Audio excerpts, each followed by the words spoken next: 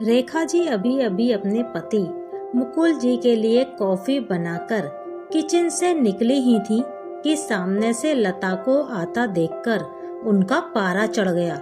रेखा जी, जब सारा काम हमें ही करना है तो तुम्हारा क्या काम है? यहाँ तुम्हें पता नहीं है कि हमें सुबह उठते ही कॉफी पीने की आदत है? लता, माँ जी, मैं आ ही रही थी, लेकिन रवि को जल्दी ऑफिस जाना था, उनके कपड़े प्रेस करने में टाइम लग गया। रेखा जी, बस हर बात में बहाना पहले ही तैयार रहता है। लता को शादी करके आए अभी केवल 4 महीने ही हुए थे। यहाँ आकर उसे ऐसा लगने लगा था जैसे किसी जेल में आ गई है। उसे कहीं जाना हो तो परमिशन लेनी पड़ती थी, कोई गलती हो जाए तो पनिशमेंट मिलता था। सास, ससुर और पति तीनों ही एक सुर में उसका विरोध करते थे। कभी कभी तो मन करता कि यहाँ से भागकर अपने पापा के घर चली जाए, लेकिन पापा हार्ट पेशेंट हैं, यह सब उन्हें पता लग गया तो ना जाने क्या अनर्थ हो जाएगा। यही सोचकर सब बर्दाश्त करती रहती थी। लता ने जल्दी जल्दी सबके लिए नाश्ता बनाया। उसके बाद रवि को टिफिन पैक करके दे रही थी, तभी रवि ने आवाज दी, रवि, लता क्या कर रही हो? इतना टाइम नहीं है मेरे पास, कार चला के नहीं जाना है? मेट्रो में कितना समय लगता है तुम्हें पता है? जरा सा लेट पहुँचो तो ऑफिस में सुनना पड़ता है। रवि की एक एक बात इस बात की ओर इशारा था कि उसके पिता ने कार नहीं दी, लेकिन वह अब सब सुन लेती है। पिता को कैसे बताए कि जिन्हें आपने उसका जीवन साथी चुना है वह पैसों का लालची है। एक दिन शाम को रवि जब घर आया तो उसने अपने पापा से बात की, रवि, अब मुझसे नौकरी नहीं होती।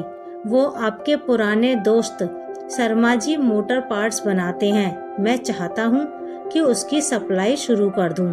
पापा, लेकिन बेटा उसके लिए तो कम से कम 10 लाख रुपए चाहिए होंगे, वो कहाँ से आएंगे? रवि, वही सोच रहा हूँ। तभी लता चाय बनाकर लाती है। रवि, लता, तुम अपने पापा से कुछ पैसे उधार ला सकती हो? लता का सब्र जवाब दे चुका था। रोज रोज के तानों से दुखी होकर उसने जवाब दिया, लता, रवि, मेरे पिता के भरोसे मत रहना। उन्होंने मेरी शादी करके अपना फर्ज पूरा कर दिया। अगर आपको नौकरी करने में दिक्कत है तो मुझे जॉब करने दो, दोनों मिलकर कमाएंगे। यह सुनकर रवि का पारा चढ़ गया। रवि, क्या बकवास कर रही हो? ज्यादा जुबान चलने लगी है। लता, रवि, मैं बहुत बर्दाश्त कर चुकी हूँ, इसलिए मैंने जॉब करने का फैसला किया है। रवि, नहीं, हमारे घर में ये सब नहीं होता। तुम्हें जॉब करनी है तो अपने घर चली जाओ। लता, मुझे पता था आप यही कहेंगे। मैंने वकील से बात कर ली है, मैं जल्द ही तलाक ले लूंगी। यह सुनकर रवि और उसके पिता के हाथ पांव फूल गए। तभी रेखा जी वहां आ गईं। रेखा जी, देख लिया बहू को सिर पर चढ़ाने का नतीजा, निकाल दे इसको घर से बाहर। लता, ठीक है, मैं पुलिस को फोन कर देती हूँ।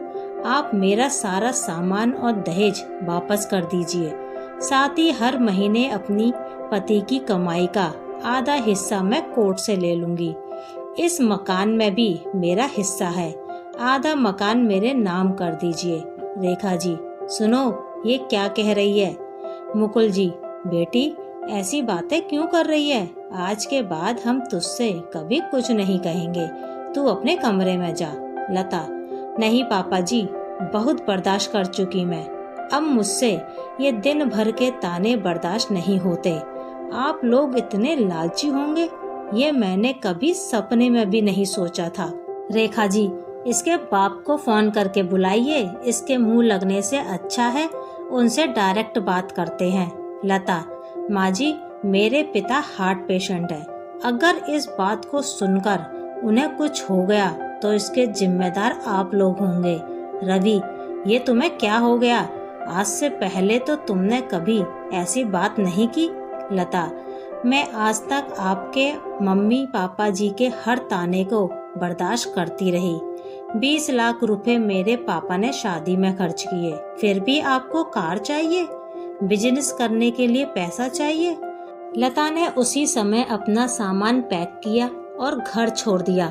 जाने से पहले उसने अपने सास ससुर और पति तीनों को कहा, अगर मेरे पापा को आपने कुछ बताया तो मैं आपको अरेस्ट करा दूंगी। तलाक का नोटिस आपको मिल जाएगा, चुपचाप साइन कर देना। लता वहां से निकलकर अपनी एक सहेली के फ्लैट में पहुंच गई। एक दिन पहले उसी ने उसे हक के साथ अपना आत्मसम्मान बचाने के लिए समझाया था।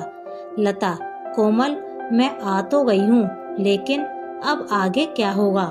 कोमल, चिंता मत कर, मैंने बात कर ली है। मेरे ऑफिस में जगह खाली है। कल से तू जॉब करेगी और मेरे साथ रहेगी। 1 महीने तक जॉब करने के बाद लता एक दिन अपने घर जाती है और पिताजी को सारी बात बताती है। उसकी बात सुनकर उसके पिता कहते हैं, पिता, बेटा, मुझे तूने क्यों नहीं बताया? लता, पापा, आपने मेरे लिए बहुत कुछ किया है। अब मैं आपको परेशान करना नहीं चाहती थी। पिता, बेटी, मैं इतना कमजोर नहीं हूँ, तू चिंता मत कर, घर आ जा। लता, नहीं पापा, मुझे कुछ समय दीजिए, अपने पैरों पर खड़ा होने दीजिए, अपनी एक पहचान बनाने दीजिए। कुछ ही महीने केस चलने के बाद रवि और लता का तलाक हो गया। रवि को पूरा दहेज और 30 लाख रुपए देने पड़े। साथ ही हर महीने अपनी सैलरी का एक हिस्सा वह कोर्ट में जमा करवाता था।